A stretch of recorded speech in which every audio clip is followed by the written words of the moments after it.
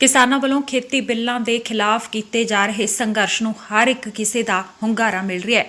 ਦੇਸ਼ਾਂ ਵਿਦੇਸ਼ਾਂ ਦੇ ਵਿੱਚ ਬੈਠੇ ਪ੍ਰਵਾਸੀ ਭਾਰਤੀਆਂ ਵੱਲੋਂ ਵੱਧ ਚੜ੍ਹ ਕੇ ਕਿਸਾਨਾਂ ਦੇ ਇਸ ਸੰਘਰਸ਼ ਦੇ ਵਿੱਚ ਯੋਗਦਾਨ ਪਾਇਆ ਜਾ ਰਿਹਾ ਹੈ। ਆਸਟ੍ਰੇਲੀਆ ਦੇ ਪਰਥ ਦੇ ਵਿੱਚ ਵੀ ਇੱਕ ਵਾਰ ਫਿਰ ਤੋਂ ਪ੍ਰਵਾਸੀ ਭਾਰਤੀਆਂ ਵੱਲੋਂ ਇੱਕ ਵੱਡਾ ਮੁਜ਼ਾਹਰਾ ਕੀਤਾ ਗਿਆ ਹੈ ਅਤੇ ਭਾਰਤ ਸਰਕਾਰ ਨੂੰ ਇਹ ਕਾਲੇ ਕਾਨੂੰਨ ਵਾਪਸ ਲੈਣ ਦੀ ਅਪੀਲ ਕੀਤੀ ਗਈ ਹੈ। ਇਸ ਸੰਬੰਧੀ ਬੁਲਾਰਿਆਂ ਵੱਲੋਂ ਆਪਣੇ ਵਿਚਾਰ ਪੇਸ਼ ਕੀਤੇ ਗਏ ਅਤੇ ਭਾਰਤ ਸਰਕਾਰ ਦੇ ਇਸ ਕਾਲੇ ਕਾਨੂੰਨ ਦੀ ਨਿਖੇਧੀ ਕੀਤੀ ਗਈ। ਉਹਨਾਂ ਕਿਹਾ ਕਿ ਕੜਾਕੇ ਦੀ ਠੰਡ ਦੇ ਵਿੱਚ ਕਿਸਾਨ ਵੀਰ ਇਸ ਸਮੇਂ ਸੜਕਾਂ ਤੇ ਰਾਤਾਂ ਗੁਜ਼ਾਰਨ ਨੂੰ ਮਜਬੂਰ ਹੋਏ ਹਨ। ਭਾਰਤ ਸਰਕਾਰ ਨੂੰ ਚਾਹੀਦਾ ਹੈ ਕਿ ਉਹ ਤੁਰੰਤ ਇਹ ਬਿੱਲ ਰੱਦ ਕਰੇ। और ਆਸਟ੍ਰੇਲੀਅਨ ਕਸਟਮ ਹੈ ਕਿ ਸਭ ਤੋਂ ਪਹਿਲੇ ਅਸੀਂ ਜਿਹੜੇ ਇਸ ਕੰਟਰੀ ਦੇ ਇਸ ਰੀਜਨ ਦੇ ਜਿਹੜੇ ਸਭ ਤੋਂ ਓਰੀਜਨਲ ਨੁਮਾਇੰਦੇ ਨੇ ਜਿਹੜੇ ਵਾਜੂਕ ਪੀਪਲ ਨੂੰਗਾਰ ਕੰਟਰੀ ਦੇ, ਅਸੀਂ ਉਹਨਾਂ ਨੂੰ ਰਿਸਪੈਕਟ ਕਰਦੇ ਹਾਂ ਔਰ ਉਹਨਾਂ ਨੂੰ ਯਾਦ ਕਰਦੇ ਹਾਂ ਕਿ ਜੋ ਵੀ ਉਹਨਾਂ ਦੀ ਕੰਟਰੀਬਿਊਸ਼ਨ ਹੈ ਅੱਜ ਤੱਕ ਔਰ ਅੱਜ ਵੀ ਚੱਲ ਰਹੀ ਹੈ ਔਰ ਫਿਊਚਰ ਵੀ ਚੱਲਦੀ ਰਹੇਗੀ। So we acknowledge the traditional owners of this land, the Whadjuk country, the Noongar people of this land. ਆਪ ਸਭ ਬਹੁਤ ਹੀ जोश नाल इस इवेंट च शामिल होए हो और मैं सब तो पहले धन्यवाद करता हूँ वीरां दा जिन्हां ने ये इवेंट ऑर्गेनाइज किया और सारे जथेबंदियां ने जिन्हां ने कि पूरा हुंगारा दिता और उन्हां दी सपोर्ट की। और आप सब तुसी इत्थे आके अपने जिहड़े वड्डे वडेरे अपने भरा अपने बजुर्ग जिहड़े कि दिसंबर दी ठंड च रात उत्थे ट्रॉलियां च बैठे हुए हैं ते असीं इत्थे उन्हां दी हौसला अफजाई लई उन्हां दी सपोर्ट लई ये मुजाहरा कर रहे हैं कि पूरी इंटरनेशनल कम्यूनिटी ते ये गल पहुंचे। बाकी सारे बुलारिਆਂ ने अपने अपने विचार दसे ने और मैं इत्थे आप नूं जिहड़ी इस कंट्री दी इस थां दी जिथे अज तुसी बैठे होए हो एग्जैक्टली इसे थां ते अज तो 90 साल पहले की होया, अज तो 120 साल पहले की होया कि जो संघर्ष अज साडे बजुर्ग साडे फैमिली वाले उत्थे इंडिया च कर रहे ने डेमोक्रेटिक तरीके नाल, एक डेमोक्रेटिक प्रोसैस, एक डेमोक्रेटिक सोसाइटी, एक डेमोक्रेटिक सिस्टम नाल कर रहे ने, उही असी सिखा ने इत्थे कीता है। तुसी आप उस सब दे वारिस हो, इंडिया भी आस्ट्रेलिया भी। इत्थे जदों सिख आए 1880 1870 च उन्हां नूं इक्वल राइट्स नहीं सी, लेकिन जदों इंडिया तो तुरदे सी उन्हां नूं दस्सिया जांदा सी जिथे भी जाओगे तुहानूं इक्वल राइट्स होणगे, पर इत्थे नहीं सी। इत्थे 1898 130 साल पहले 122 साल पहले सिखां ने अपने हक लई इत्थे पटीशन दित्ती। पटीशन की कॉपी मेरे को पई हुई है जिस विच 45 सिखां ने गुरमुखी साइन किए सी। वो इक्वल राइट्स लिए लड़ रहे हैं। अज असी उत्थे इंडिया च भी यही कर रहे हैं। दूसरी गल 1888 1900 के लगभग इंडिया च बंगाल च अकाल पिया सी, काफ़ी थावां ते अकाल पिया सी। आस्ट्रेलिया के सिखां ने उदों फंड रेजिंग करके इत्थों का जिहड़ा अखबार है वैस्ट आस्ट्रेलियन ਇਹਦੇ ਵਿੱਚ ਗੁਰਮੁਖੀ ਚ अपील की सी कि कंट्रीब्यूशन करो और उन्हां दा सपोर्ट करो। पिछे अपनी याद नूं 1900 च लैके जाओ, प्री इंडिपेंडेंस कित्थे लाहौर, कित्थे ढाका, कित्थे बांग्लादेश, लेकिन आस्ट्रेलिया च इत्थे पर्थ विखे तकरीबन मैक्सीमम 150 सिख होणगे। उन्हां नूं फैमिली लियाना अलाउड नहीं सी, ना ही इत्थे विआह करना अलाउड सी।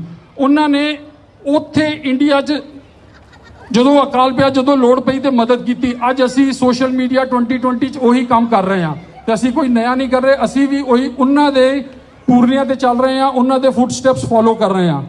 ਉਸ ਤੋਂ ਉਪਰੰਤ ਆ ਜਿਹੜਾ ਪਾਰਲੀਮੈਂਟ ਹੈ, ਪਾਰਲੀਮੈਂਟ ਆਫ ਵੈਸਟ ਆਸਟ੍ਰੇਲੀਆ, ਇਹ ਬੜੀ ਇਤਿਹਾਸਿਕ ਥਾਂ ਹੈ। ਇੱਥੇ 1929 90 ਸਾਲ ਪਹਿਲੇ ਇੱਥੇ ਸੰਸਕਾਰ ਦਾ ਕਾਨੂੰਨ ਬਣਿਆ ਸੀ। ਆਸਟ੍ਰੇਲੀਆ क्रिश्चियन कंट्री होने करके इत्थे संस्कार करना अलाउड नहीं सी। सारिਆਂ ਦਾ रूल सी कि उन्होंने दफनाया जाएगा, लेकिन सिखा ने जो भी उन्होंने डेथ होंदी सी किसी की दूजे ਉਹਦਾ संस्कार ही करते सी और गौरमेंट तो परमिशन लैके। फिर पार्लीमेंट ने इत्थे 1929 क्रिमेशन एक्ट पास किया सिखा करके। फिर मैं तुहानूं याद दिला दा मैक्सीमम 150 बंदे, कोई फैमिली नहीं। और तुसी हुण डेमोक्रेटिक सिस्टम का हाल देखो, पार्लीमेंट विच अगर पास होया होएगा तो घट्टो घट्ट 75% एब्सोल्यूट मेजोरिटी चाहिए होंदी है। वो नहीं कि धक्के नाल ऑर्डीनेंस पास करता उत्ते रात नूं कोविड लगा होया सी। इन्हां ने पूरे डेमोक्रेटिक प्रोसेस मतलब labour party liberal party opposition और रूलिंग पार्टी दोवां एग्री कीते होणगे। सो और ये जिहड़े 150 बंदे सी ना कोई सिटीजन सी ना कोई परमानेंट रेजिडेंट सी। उदों भी ये एक वीज़ा लैके आते सी और इंग्लिश का टेस्ट पास करके आते सी।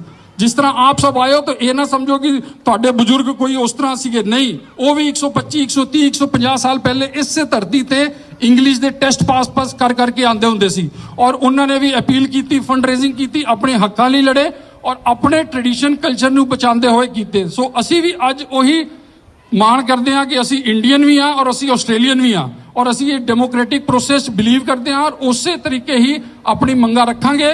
ਜਿਹੜਾ ਕਿ ਪੀਸਫੁਲ ਸੰਘਰਸ਼ ਉੱਤੇ ਸਾਡੇ ਵੱਡੇ ਵਡੇਰੇ ਕਰ ਰਹੇ ਨੇ, ਸਾਡੇ ਭਰਾ, ਸਾਡੀ ਬੀਬੀਆਂ ਭੈਣਾਂ ਬੈਠੀਆਂ ਹੋਈਆਂ, ਅਸੀਂ ਵੀ ਉਸ ਤਰ੍ਹਾਂ ਹੀ ਕਰਦੇ ਪਏ ਹਾਂ ਇੱਥੇ। ਲੇਕਿਨ ਹੁਣ ਫਿਊਚਰ ਇਸ ਤੋਂ ਬਾਅਦ ਕੀ?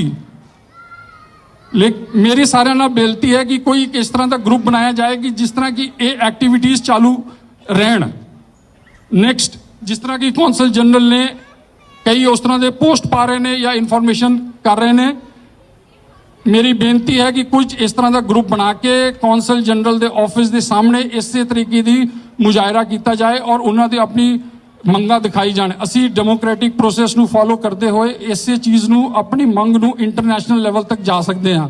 ਤੇ ਜਿਹੜੇ ਵੀ ਸਾਡੇ ਵੀਰ ਭੈਣ ਇੰਡੀਆ 'ਚ ਇਹ ਇਵੈਂਟ ਅੱਜ ਫੋਲੋ ਕਰ ਰਹੇ ਨੇ ਜਾਂ ਫੋਲੋ ਕਰਨਗੇ, ਉਹ ਸਮਝ ਲੈਣ, ਉਹ ਯਾਦ ਕਰ ਲੈਣ ਕਿ ਆਸਟ੍ਰੇਲੀਆ ਵਿੱਚ ਵੀ ਸਿੱਖਾਂ ਨੇ ਡੈਮੋਕ੍ਰੈਟਿਕ ਪ੍ਰੋਸੈਸ 'ਚ ਫੋਲੋ ਕਰਦੇ ਹੋਏ ਡੈਮੋਕ੍ਰੈਟਿਕ ਰਾਈਟਸ ਔਰ ਆਪਣੇ ਹਿਊਮਨ ਰਾਈਟਸ ਲਈ ਇਹ ਕੰਮ ਕੀਤੇ ਨੇ। ਸੋ ਅਸੀਂ ਜੋ ਵੀ ਕਰ ਰਹੇ ਹਾਂ, ਜਿਸ ਤਰੀਕੇ ਵੀ ਕਰ ਰਹੇ ਹਾਂ, ਉਹ ਬਿਲਕੁਲ ਸਹੀ ਹੈ। ਸੋ ਜਿਸ ਤਰ੍ਹਾਂ ਆਪਾਂ ਦੇਖ ਰਹੇ ਹਾਂ ਕਿ ਉੱਥੇ ਵੀ ਅੱਜ ਲੰਗਰ ਪੱਕ ਰਹੇ ਨੇ ਔਰ ਲੰਗਰ ਵਰਤਾਏ ਜਾ ਰਹੇ ਨੇ, ਤੇ ਲੰਗਰ ਨਹੀਂ ਪੱਕ ਰਿਹਾ, ਇਹ ਇੰਡੀਆ ਦਾ ਫਿਊਚਰ ਪੱਕ ਰਿਹਾ ਹੈ।